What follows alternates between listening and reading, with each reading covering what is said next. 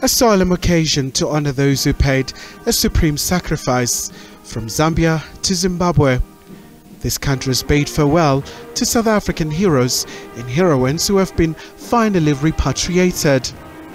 They were housed here mostly because they were banned from the country of birth by the Apartheid regime. Their wish to come back home has finally been fulfilled. A sense of relief prevailed at the Waterkloof Air Force Base as the aircraft arrived on this special occasion to pay homage to the revered stalwarts. He was very hurt. He was a very friendly, open, sociable, laughing man. You know, when Dad entered the room, everything just lit up. But he was hurt by the exile, and he'd always dreamed of coming back because his cultural roots are in South Africa. His music, his writing, you know, it all stems from here. And so for me, this is really an amazing event. It brings his dream to fruition. Our father left us, in 1962, and over the decades, there's been a lot of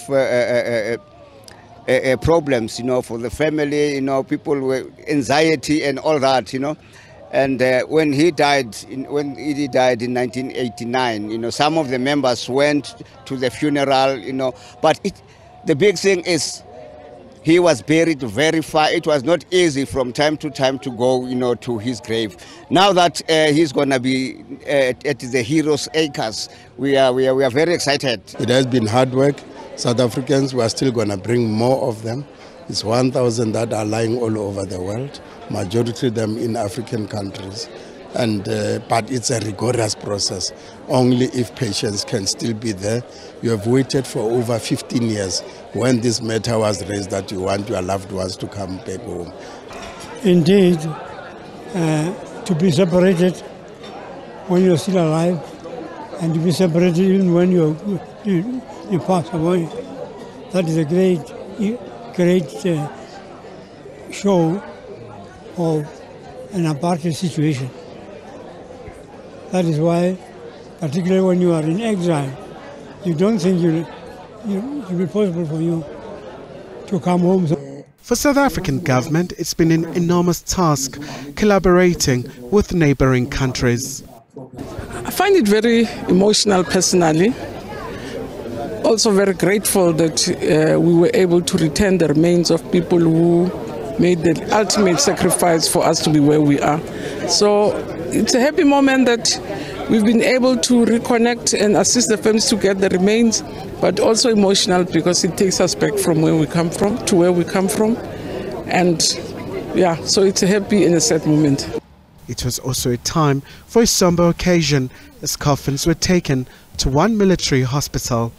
When the plane landed, I was actually in tears.